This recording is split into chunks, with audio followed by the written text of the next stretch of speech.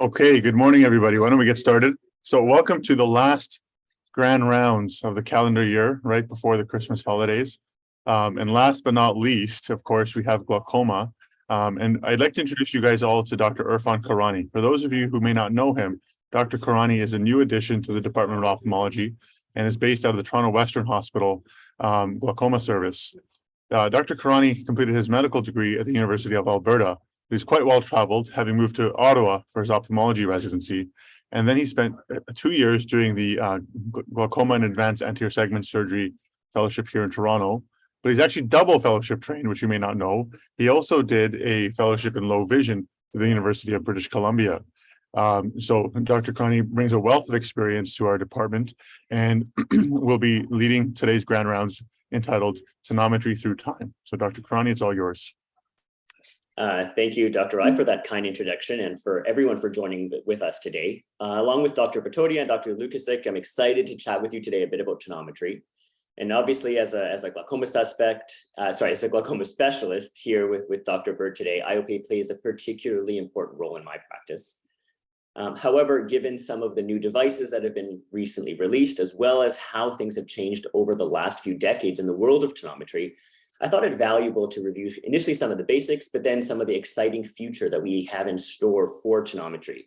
So with that, I give you Tonometry Through Time.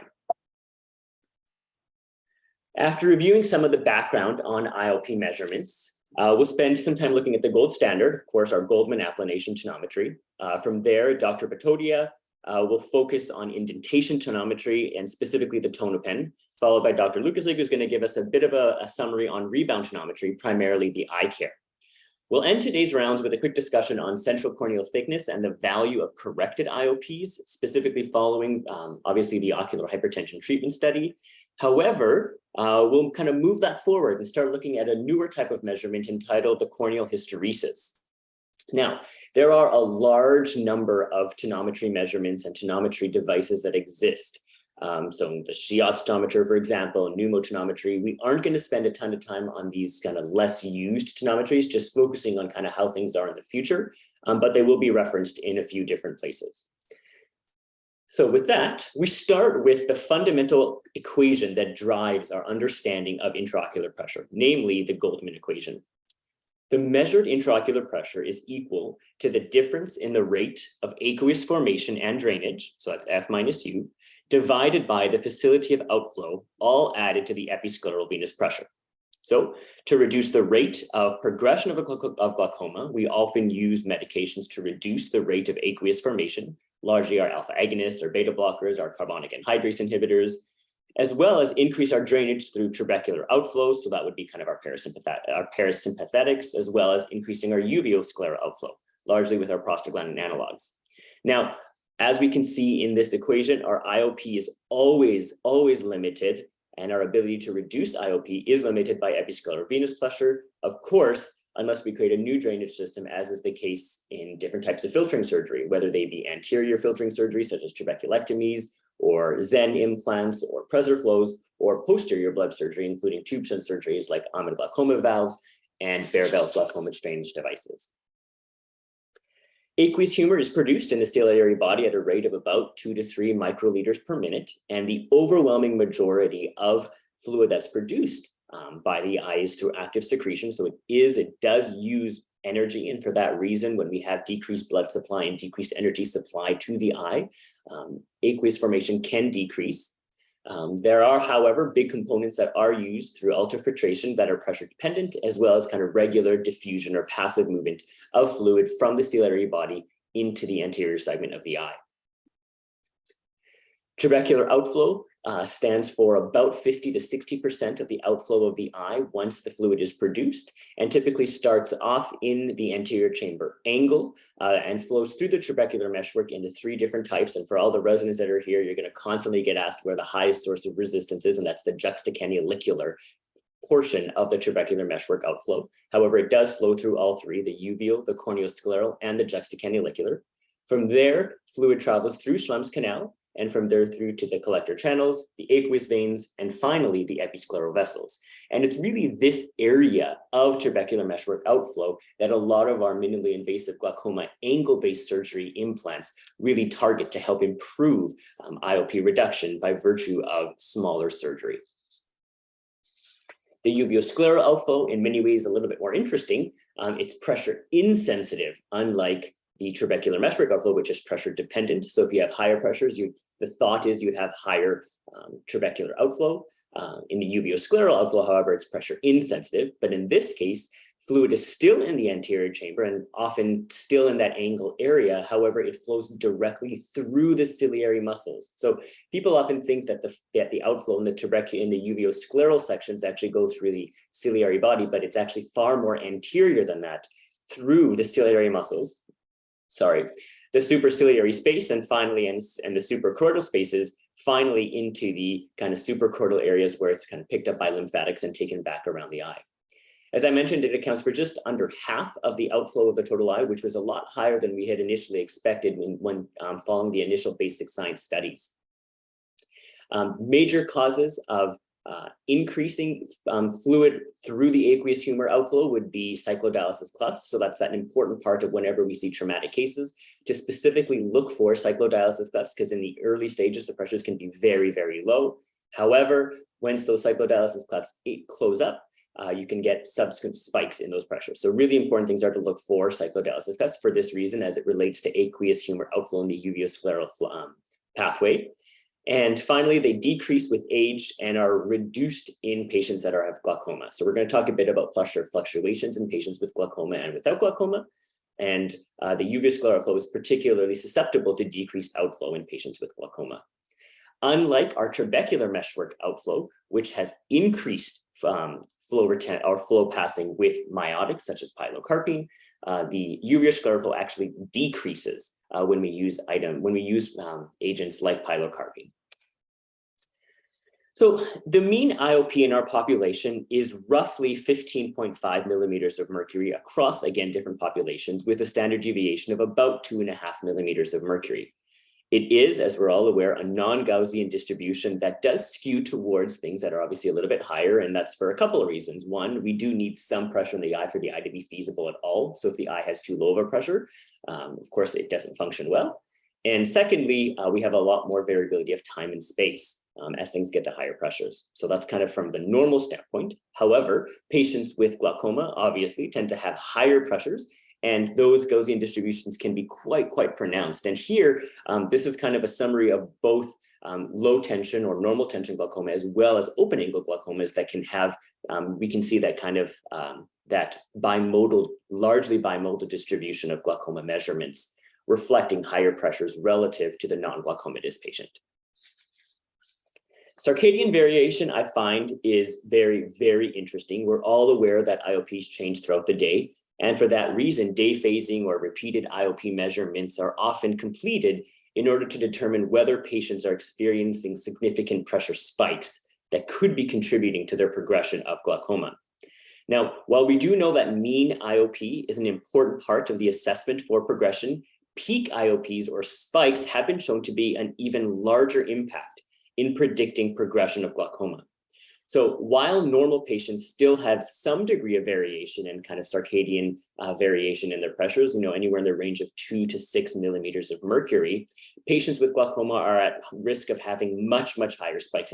And I've seen patients that have had pressure spikes, 20 or 30 millimeters of mercury, especially in our pigmentary patients.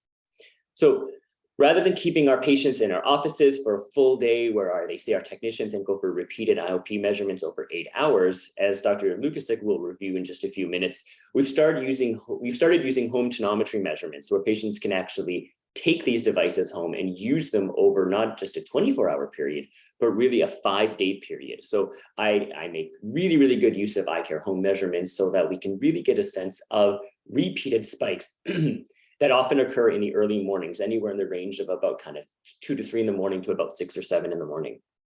Now, studies that we've looked at here, for example, have really looked at specifically circadian variations in primary open angle patients, as well as normal tension glaucoma patients with increased variability and variation in our POAGs relative to our NTGs. But as I had kind of referenced, our pseudoexfoliative and our pigment dispersive patients, as well as our angle closure patients, just by nature of the mechanisms that drive their glaucoma, can have very, very significant pressure fluctuations. So IOP measurements that we're getting just in our clinics may not be really reflective of the true pressure measurements that patients have. Now, let's turn a bit to obviously our gold standard, Goldman Applanation. Now, by design, Goldman Applanation is measured based upon the force necessary to flatten a cornea at a diameter of 3.06 millimeters. Now, this 3.06 millimeter area, which is the tip of our Goldman Applanator, has been standardized to reflect not actually a 560 micron cornea, which we think is the normal cornea, but actually slightly thinner than that at around 500 micrometers. Now, newer Goldman Applanation tonometers often take into account the fact that they were standardized for 500 microns, but depending on exactly which types of tips you have, there can be a little bit of variability. Now, these measurements are based on the resistance of the cornea that's counterbalanced by the capillary action of the tear film meniscus right on the tip of the tonometer head. So we're not going to obviously get into the kind of the specific details of the split image prisms that are created, but we're using the images that are created as a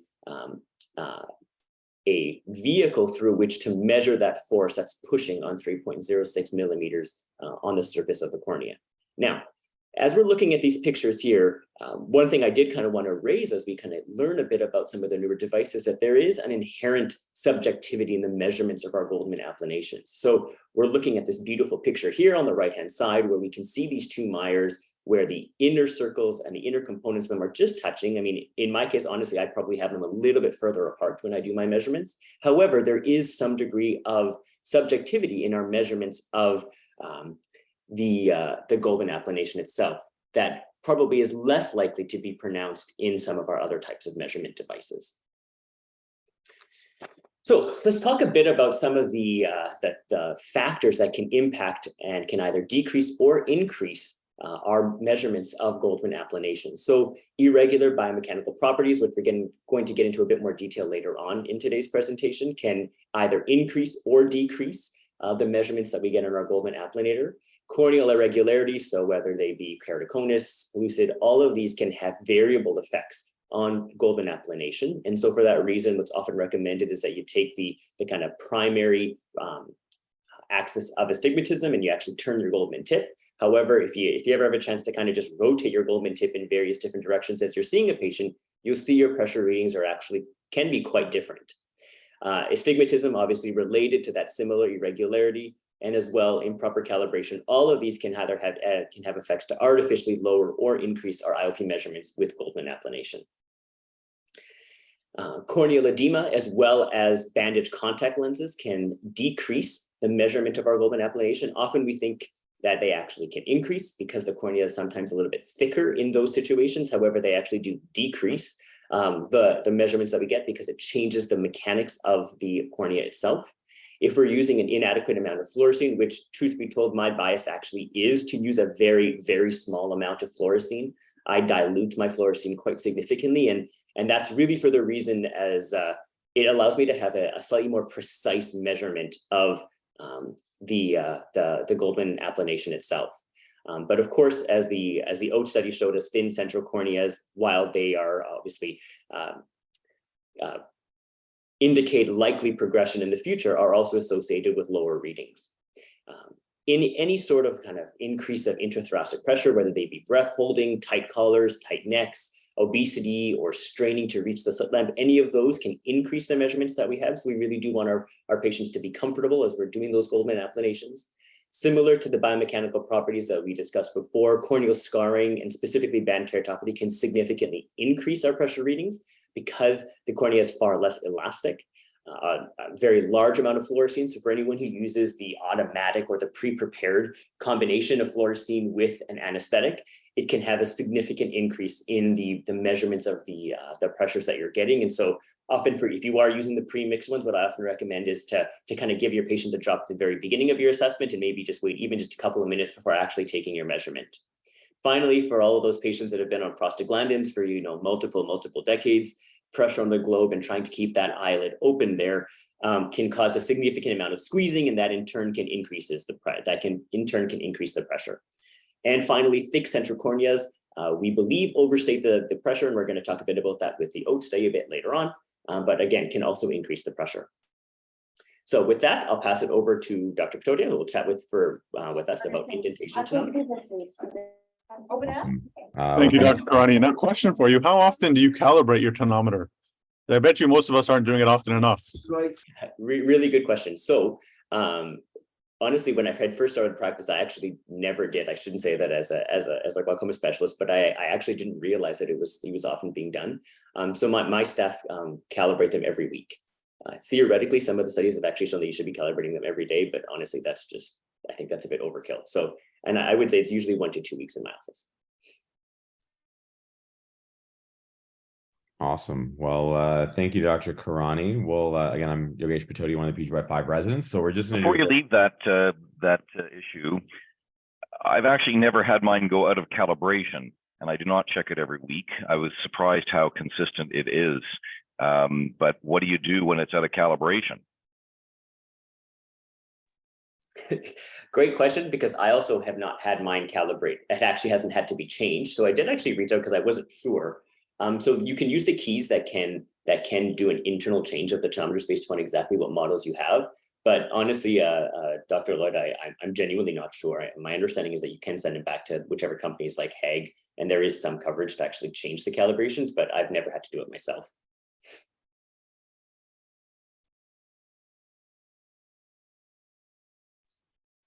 But it's reassuring to know that you're at least somewhere in the neighborhood.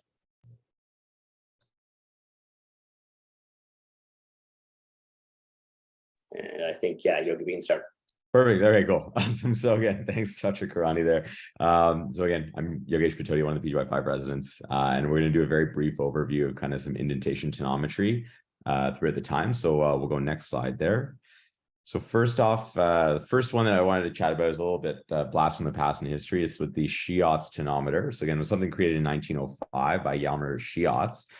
Basically, the function of this was it was a weighted plunger that was attached to a foot plate, and you had these pre-calibrated weights that you would stack onto the actual foot plate, and that would depress the cornea. Again, visually, you'd have to see how much it gets depressed, and then you'd have to use a conversion chart with the amount of weights used to determine what the IOP was. And again, like this example here, the patient had to be supine. Now, of course, some of the cons of this device, poor calibration, high variability, how much the cornea actually gets depressed, would kind of change your IOP. And again, one of the biggest cons is it's from 1905. So we'll go next slide.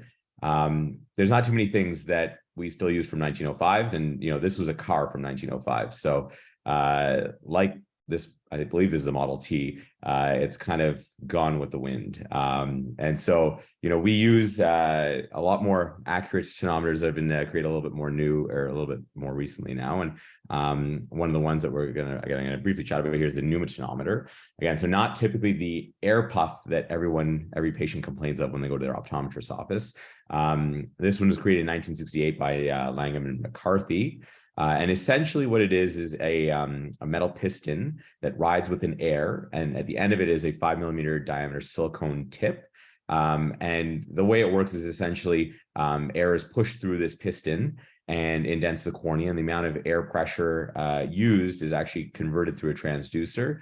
And that gives us basically an active IOP of what you're getting. So it's constantly reading, and it gives you multiple measurements as it's actually inducing or as it's indenting the cornea.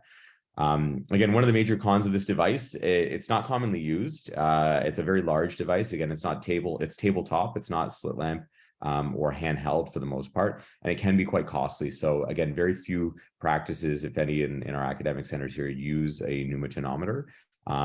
We kind of go to our next handheld version, which is the Tonopen. So very common. We see this kind of everywhere.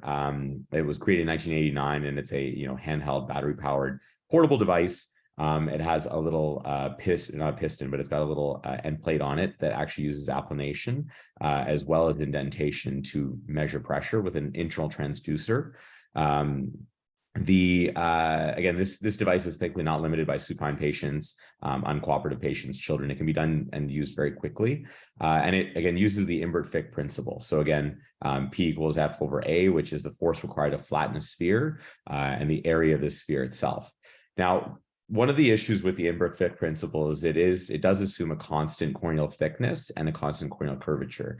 And as we know in practice, I don't think there's any cornea that is perfectly fit, like the same thickness in every area and the same curvature everywhere. So this does kind of lead to some assumed constants that can cause some error, that we get a little bit of error. One of the interesting things I did want to talk about the indentation tonometer is the actual diameter that's used to indent onto the cornea. Now, as Dr. Karani mentioned, our Goldman Applanation Tonometer does have about a 3.06 millimeter diameter. The Tonopen uses a 1 millimeter diameter indenture, and the pneumotonometer is 5. So again, the actual amount of area or surface area that's covered when you're indenting, it changes obviously between each device, but the assumed constants can actually they're not as affected, you could say, in something that has a smaller smaller diameter. So Tonopen, you'll see we use in a little bit of complicated patients. We'll go to the next slide there. And so this was actually where I wanted to briefly chat about the big pros of using a Tonopen. Is it's very useful in patients that have a lot of corneal pathology. So again, we have those with post-PKP, so post-transplant, post-RK, anyone with corneal scars. Again, it allows us to get a good central corneal IOP, or an IOP where the Myers or the actual diameter of the Goldman Applanation Tonometer are too big. It's very useful for general screening, as we use in all of our clinics. And of course, it works in patients who can't sit on a slit lamp.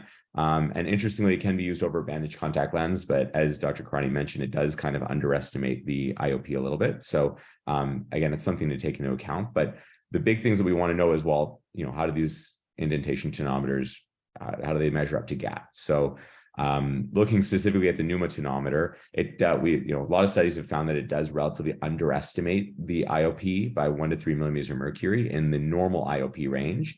Again, a few studies did suggest that it does correlate well with glaucomatous eyes. However, my understanding of it in some of the literature does state that the larger diameter of the actual piston does cause more variability, with corneal pathology. So it's not really the best way or the best measurement or the gold standard. And of course, something we do see is it obviously positively correlates with increasing CCTs. And we'll go next slide. Main one we did want to chat about, though, is the Tonopen. So again, it tends to estimate, some would say, well, compared to the Goldman Applanation Tonometer. There's usually a small under or overestimation for IOPs under 16 and a small underestimation for over 17. And again, when you're looking at central corneal thickness, greater than 520 microns, again, it slightly overestimates, and under 510, it slightly underestimates. Now, why don't we use this with our glaucoma management?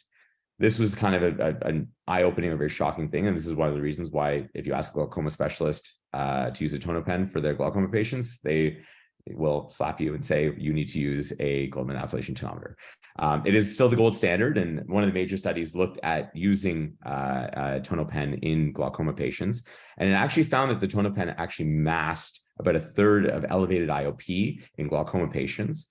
And those patients that were treated on glaucoma medications or surgery, about 2/3 of them were above target using the Tonopen compared to the Goldman Applanation. So to this day, at least with indentation tonometry, GAT is still the standard of care, gold standard. And unless Dr. Lukasic can convince us otherwise, I don't know if our other tonometers that we're going to talk about will be as good as Goldman. But again, thanks for that, taking a listen. Again, it was a very brief review kind of some indentation tonometers that are on the market today. Thank you. Thank you, Yogesh. Just a question for you. How far off the Goldman measurement, or maybe I missed it, but did you mention that? How far from the Goldman measurements are the Tonopen measurements? Yeah, so it's not. There was never any study. There was a lot of studies that looked at this, and unfortunately, there was a lot of variability. Most would say they would say a few millimeters of mercury would be the overestimation for over 16, and again, a few millimeters of mercury would be the underestimation. So again, it was a little bit variable. It wasn't major, but it still was there was a lot of variability in the literature. So tough to say exactly the number, but it's still a decent amount. If we would be willing, would Dr. Bird, I don't know if you've had a kind of a sense of how much you find that the Tonopens kind of over or underestimate. I mean, I kind of disregard a lot of the Tonopen measurements because they can be so variable, both up and down. But I mean, you have quite a bit more experience than me, so I'm not sure if you have a thought on here. I haven't done that many patients both ways consistently enough to get a feeling. I kind of take it that as long as the error is consistent and you're measuring the same patient with the same technique every time, you can look for relative differences within the patient. So even if their pressure is actually 17 and you're reading 15, if it goes up to 18 on your measurement and it's actually 21, you still will pick up the delta. I also find the Tonopen is helpful in those prostaglandin, small fissure, tight eyes. You get the Goldman on, and the pressure on the Goldman varies wildly, depending on how much finger pressure you're putting on to try and get the lids open. And sometimes I will give up and go to the much smaller Tonopen when I can get in with minimum or no finger pressure. And I just say, okay, this is a Tonopen patient now. But I agree, it's never my first choice. The other point I'm just going to slide in, just in case anyone took the wrong impression, the air puff tonometer that, as you guys said, is generally an optometric tool, is actually an applanator. It's not an indenter. And you may be mentioning it, but I'll just point out one big advantage of the Tonopen is that in post-LASIK patients who you suspect a high pressure, and you can be confused because of some fluid in the flap interface. It is really the only way of finding the true pressure in these patients by checking the corneal peripherally. I think Dr. Burt's point about relative pressure too is a good one, because often the emerge will call us with a high pressure in one eye, and this can be technique related, but it's often valuable to ask them to check the pressure in the other eye. And if it's equally high, then you know it's technique related. And if there's a difference, then you know that there, whether accurate or not, there is some difference between the two eyes. So I find that helpful. One other comment is I find they're routinely out for service, especially the one that's more straight. I find it's, I would put that as one of the cons is they're not always working, and many emerge departments will often tell you that their Tonopen is down. I'm more surprised when the Tonopen is working. They're very easily dropped. And they're very expensive to repair. The other point is the indenter, the actual active part, is smaller than the foot plate that you see, and you can get grains of dust in between the piston and the collar around it. So it must always be left with a sterile cover on. If the cover's got the paper holder, then you can assume it's clean. But if it's just a rubber cover over the top, pitch it and put a fresh one on, but you should never leave it naked. Absolutely agreed. With that, maybe move on to one that, and honestly for Dr. Bart, I find these are even easier for my patients with kind of the prostaglandin periorbitopathy. So with that, we'll move on to Dr. Lukasic. We'll chat with a bit about rebound tonometry. All right, thanks, Dr. Karani. I'm Taylor, one of the PGY4s. So we'll talk about rebound tonometry. The mechanism was first described by Contalina in 1997, and then was commercialized later in 2003 by iCare with their launch of the TA01I model. So how it works is it generates an electromagnetic field that suspends a metal wire probe with a 1.8 millimeter plastic ball in the distal end of the probe, as you can see in my picture there. When the button on the handpiece is pushed, a spring pushes the probe forward towards the cornea. The plastic ball then hits the cornea and causes a deceleration of the probe and the wire within the electromagnetic field. The deceleration is then measured and converted into IOP with a faster deceleration correlating to a higher IOP. So we'll just give you an overview of the models, as there's been many over the past few years. So this was their first model, as I mentioned previously, that was introduced in 2003. it obtained 6 measurements on each eye and then averaged them out to display the IOP on the analog screen. And as with all eye care models, no topical anesthetic is needed. You cannot use in a supine position in this model, but in later models you can. The probe also, it can be a little bit tricky. The probe must strike the cornea at 90 degrees to get an accurate measurement, or you'll get an error message on the machine. So we'll move to the next model here, the iCare Pro, which was introduced in 2011. It allowed for upright as well as supine measurements. It also stored the IOP on the screen there. It had a digital screen, which was an improvement of its predecessor. And you can see that the right eye and left eye IOPs were stored, and you could read them off the machine after you took both eye measurements.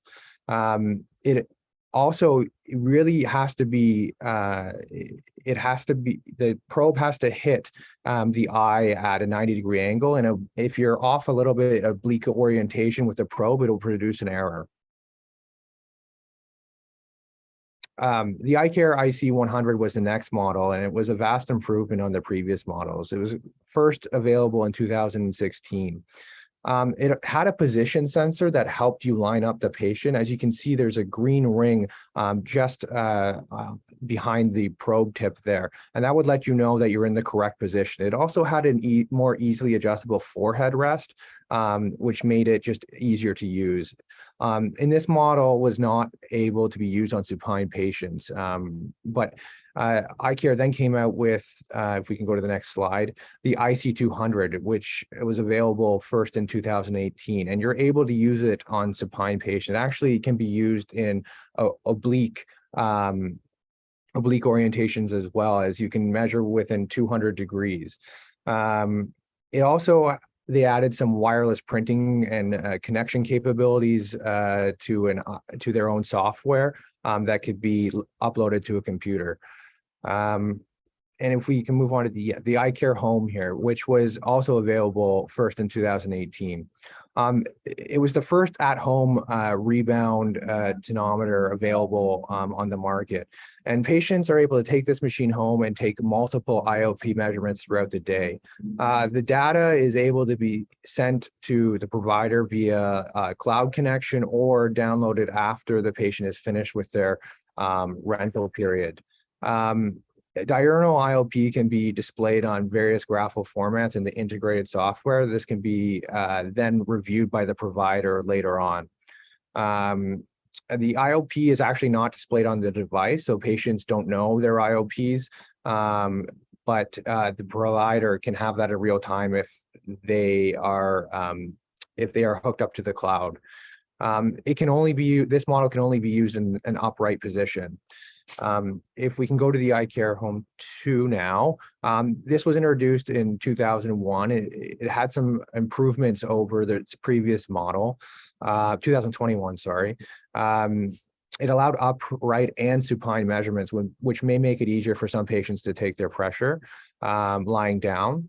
It also had a new design, forehead and chin rest, which were just easier to adjust and maintain their position in between measurements, so patients don't have to readjust the machine to their face at every single measurement.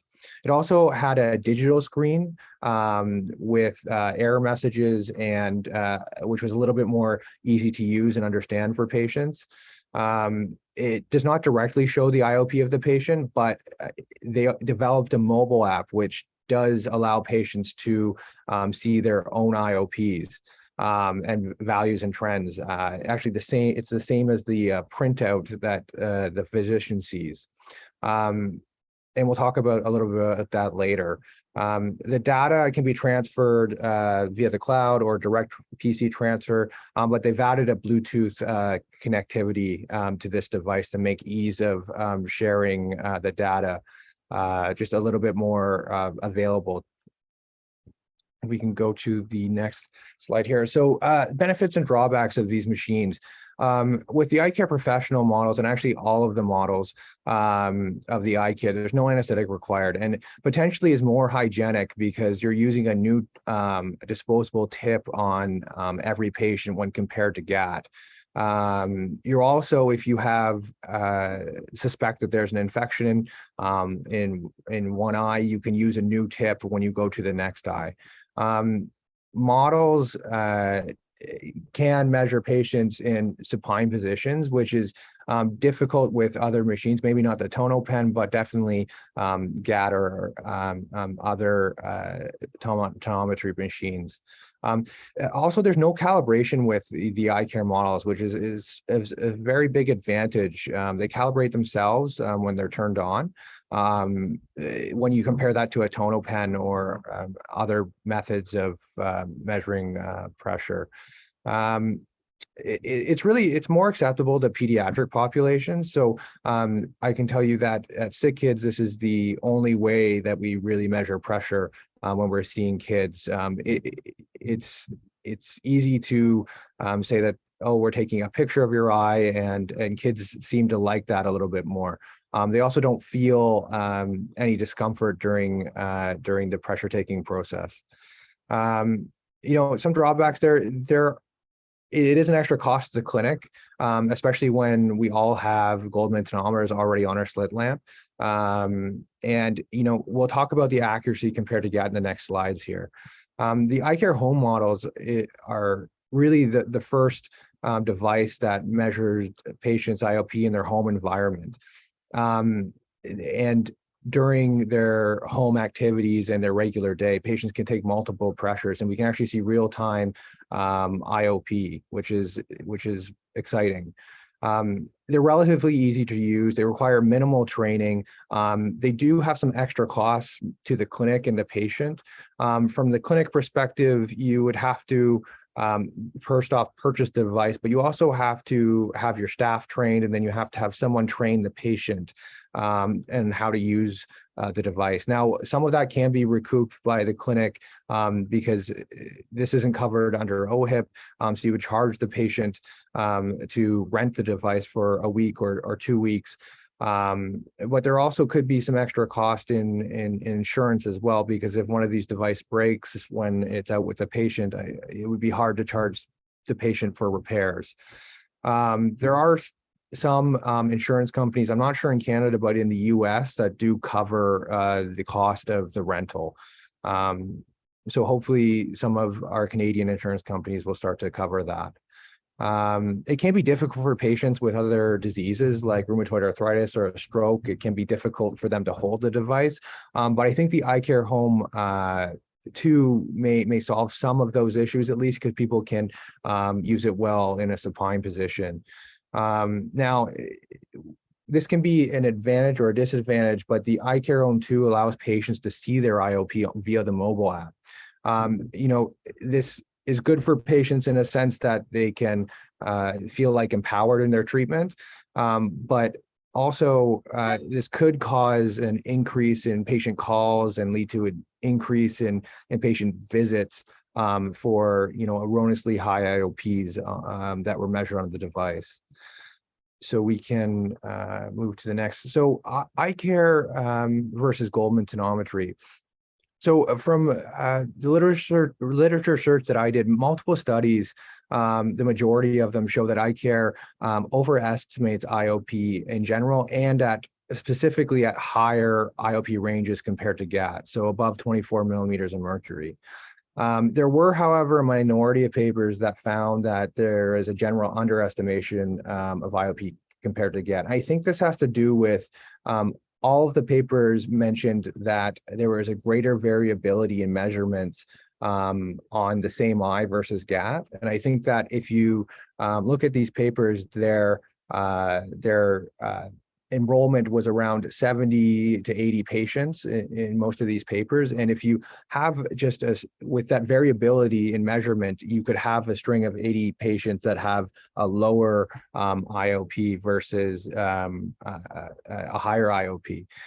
So I think that a systemic review of the literature is needed. As we can see in the graph here, that the IOP by iCare is significantly overestimated in patients with thicker central corneal thicknesses. And this makes sense because you have a thicker cornea, it's more rigid, and when the probe hits the cornea, there is a faster deceleration of the probe, and which the iCare correlates to a higher IOP.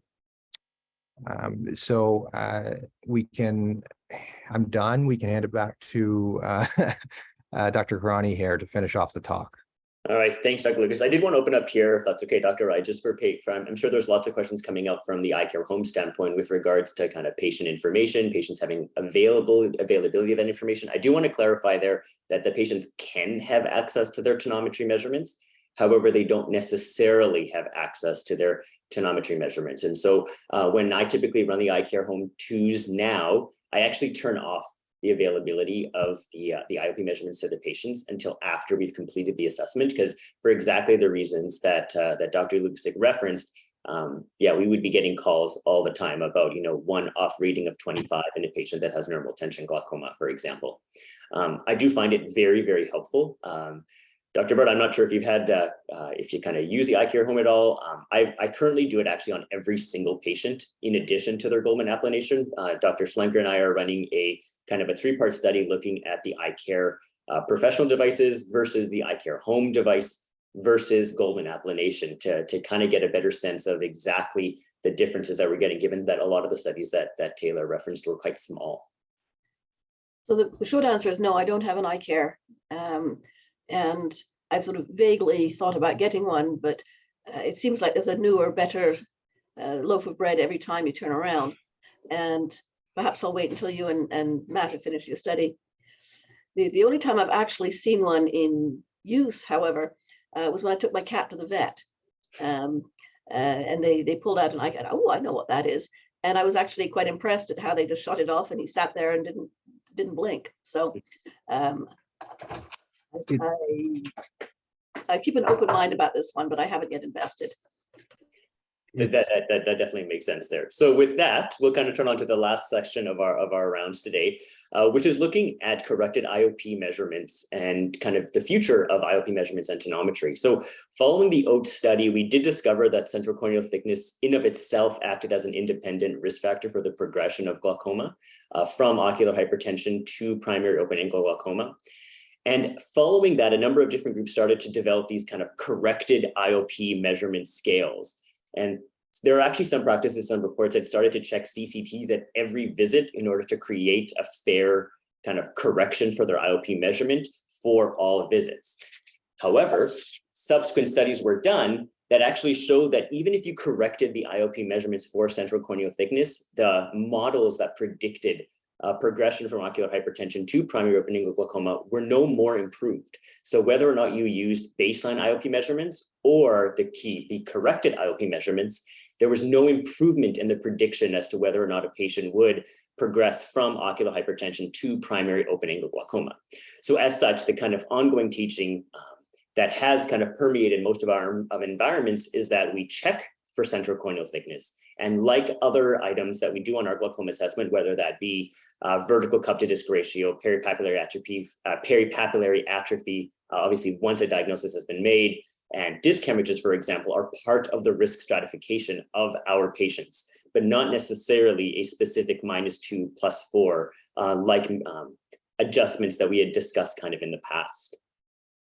So now I'd like to kind of steer us to the future. So as Dr. Patodia made reference to, Goldman measurements are based very much on the Imbert-Fick principle, which assumes that the eyeball has a membrane that coats the entire eye that is infinitely thin, and kind of think balloon-like imagery here, is completely spherical, perfectly dry, and perfectly elastic.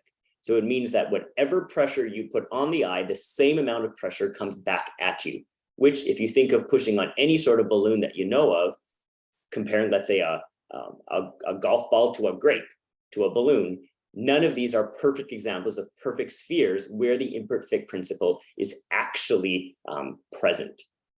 So a large amount of study has gone into corneal biomechanics, both from the corneal literature, but also from the glaucoma literature. And essentially the cornea in of itself is a viscoelastic tissue, meaning it has elements of both elasticity and viscosity, meaning that it turns, it moves, and it stretches and it de-stretches. And there are a series of kind of essential principles that are in the literature as it relates to this corneal viscosity. And I'm not going to go into the details here, but essentially what it means is changes in IOP measurements, not only are they inherently different in patient to patient by virtue of the fact that they are not perfect spheres, but changes in the IOP measurements themselves affect eyes differently in a non-linear fashion. So what that means is we can't just use a correction device for CCT to give us a sense of whether or not a pressure of 14 is okay for a patient who's previously okay to pressure of 12, or a pressure of 8 is okay for a patient who was previously 6, given a very thin CCT. So what we need is a better way of assessing the biomechanics of the eye that takes into account the true structure of the cornea. So with that, we'll introduce us to corneal hysteresis. So the corneal hysteresis largely put forth right now through the ocular response analyzer, though there are a couple of different types of corneal hysteresis measurements that currently exist, but they directly measure the corneal biomechanics. So essentially what it does, like our kind of previous puff tonometers, they use a puff of air, but rather than measuring the amount of air that comes back, what they're really assessing is the change in the curvature of the cornea with that known amount of pressure from the air puff. So not only are we tracking the structure and shape of the cornea as the puff starts, but we're tracking it as it comes off. And so that difference, so the corneal hysteresis in of itself is a measure of the difference in the pressures between the force in of the pressures going in on the cornea and the pressures coming out of the cornea. And what we think is that it provides a more complete characterization of the corneal resistance to intraocular pressure measurements than the central corneal thickness itself. So whereas the CCT is just one kind of surrogate marker of the cornea, what we're looking at here is actually a functional test of the surface of the cornea with this preset pressure from an air puff. So I give you first here kind of a generalized oversample of what an ocular response analyzer actually does. So we can see first here, as we see these two spikes, which is the pressures going opening and closing on the cornea. And what we see on that green line is actually the changes in the cornea structure itself. So I'm going to show you actually an example printout of, this is actually one patient that I did surgery on while I was in fellowship. And on the first side, we see, a corneal hysteresis measurement on the bottom left of 0, meaning that even when the pressure puff was pushed on the eye, there was really no change to the curvature of the cornea. And as a result, it gave you a corrected IOP measurement of 72.5. Now, essentially, whether or not there's value for these corrected IOP measurements, that's really kind of, I don't think anyone has a sense. I personally don't use them. What I look for really, however, is the measurement of the corneal hysteresis itself, which is that difference in the pushing force once the cornea is getting pushed against and getting deflated afterwards. And so a corneal hysteresis of 0 is very, very low. So this patient likely has very, very high IOPs, but also very, very stiff corneas at this point in time. The left eye, however, has a corneal hysteresis of about 10.6. And while we don't know exactly what's a good hysteresis versus what's a bad hysteresis right now, the arguments kind of in the literature and amongst conversations is that a hysteresis of above 10 is probably better, and a hysteresis of below 10 is probably less good. So in this patient, they have a relatively preserved corneal hysteresis. But what makes this conversation even more complicated is that depending not the hysteresis, because it's affected by not only true intraocular pressure, as well as biomechanical properties of the cornea, every time you do a hysteresis measurement on a patient, when the patient has a different pressure reading, the hysteresis measurement will be different. And so for that reason, we're actually, again, looking at tracking our patients right now with repeated hysteresis measurements to see whether or not we can get a sense of, if their hysteresis drops from 10.5 down to 10, does that mean that they're more likely to progress? Is that similar to, when we see a Drans hemorrhage, for example? And that information is still very much under question. But I'm going to make things even more interesting for hysteresis. And that is, hysteresis likely relates, as we mentioned, to the elasticity of the cornea, But in addition to the cornea, it also probably affects different biomechanical properties of the sclera, the tenons, and the conjunctiva, as well as their mechanical properties. And so we started looking at whether or not hysteresis measurements were predictive of the success, both qualified and complete success of glaucoma filtering surgery. So specifically, whether they be trabeculectomies or PreserFlows or Zens or whatnot, specifically anterior surgery we looked at here, given the fact that long-term success from glaucoma filtering surgery is really related to the eye's healing process.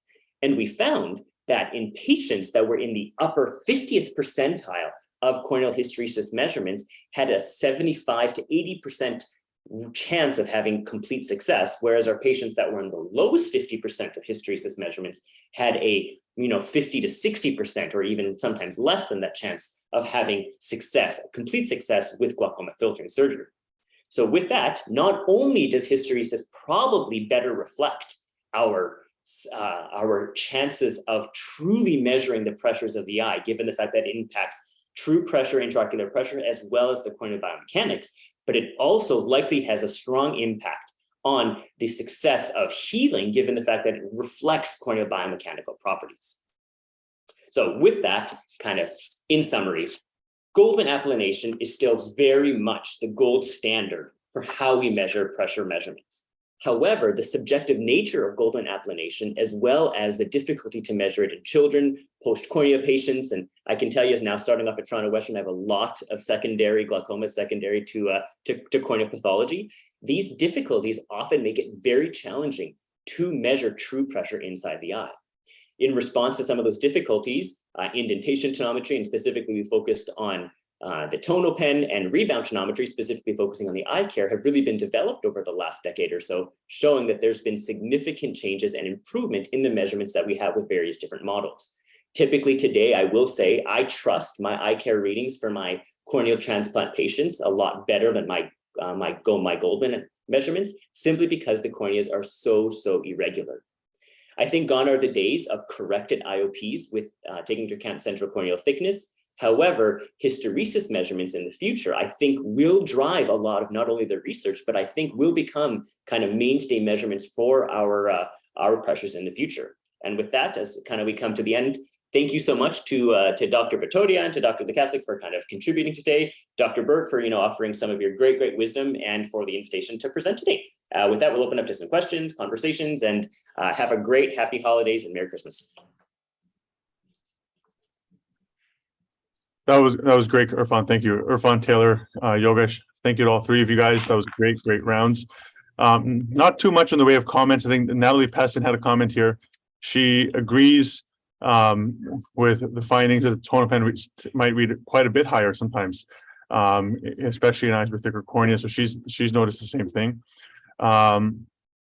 There's another question I received by text, just in terms of cost to the patient and the rental, because comparing it to diurnal curves and questioning whether we're allowed to charge for this rental. It's a really good question. So is it truly a diurnal tension curve? I think you could absolutely make that argument. Is the amount, I think various clinics have kind of differing amounts. Well, how we do things at Toronto Western right now is that because we are doing it as a research project, we have some funding for them. I know other clinics, there can be kind of variable expenses. I think really that question is the diurnal tension curve kind of billing codes certainly don't cover kind of the electronic measurements throughout the day and over a week. And so for that reason, yeah, I agree. It's a super interesting question. And I don't know if I have an answer for that. Dr. Epstein asked a question. The relationship between corneal thickness and hysteresis, is there one? Ooh, good question. So yes, there is. Theoretically, a patient that has thicker corneas would have a higher corneal hysteresis. However, what I like about the hysteresis measurement is that it not only takes into account the central corneal thickness likely contribution, but also the true pressure of the eye, but also a whole bunch of other biomechanical properties that we don't even know what exists. So the nature of the collagen fibers and how they interact with each other. So I think it's a more all-encompassing functional assessment of the intraocular pressure. Thank you. The home eye care with the patients reading their own measurements, this is the way of the future, really. And like we have Apple Watches on our hands that take an EKG anytime that we want. We have our O2 sats again on our watches. I'm sure blood pressure is coming. And so we're going to have to get used to this, but that is going to be a challenge with that. Every time there's an erroneous measurement, we're going to get a phone call and we're going to have to figure out what to do about these. And I think, Amandeep, there, what's interesting is that when in the cases where it's not an erroneous measurement and things are tracking, it is, I have a number of patients that have actually purchased their own iCares. Also, Reichert has another kind of home device as well. And they actually bring their information to me to their regular appointments.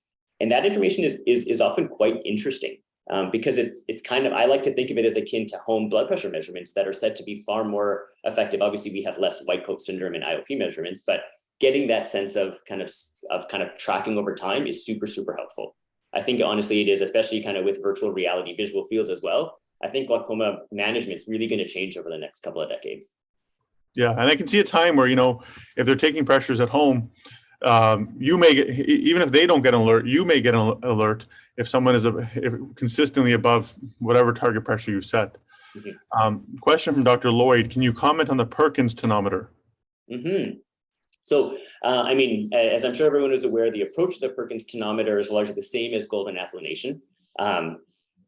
Can I speak to, my own personal experience? I actually don't even have a Perkins. However, I know a lot of physicians that prefer to use it because of the ability to stabilize it on the eye and not have to kind of lift up the eyelids with multiple eyes. And so there has been research in the past that has shown that it's less susceptible to kind of pushing and straining on the eyes. However, because of the fact that you have no other way to stabilize things, I personally think that the mechanics of it are more difficult, but it's kind of put into that same category of Goldman Applanation. I don't know if we have a kind of specific comment, Dr. Lloyd, or kind of Matt now that he's joined us here, but I kind of put it into the same category as Goldman. Okay, well, thank you guys. This was the last grand rounds of the calendar year. I do wish everyone a very safe, happy holiday season. Please take some time and enjoy your families. We will resume in the new year, so please look forward to the emails on that. And until then, be well, take care, guys. Enjoy your holidays. And once again, Irfan, Taylor, Yogesh, thank you guys. That was excellent summary. Thank you for doing that. Very useful. Okay, have a great weekend. Bye, everyone. Greetings, everyone. Bye for now.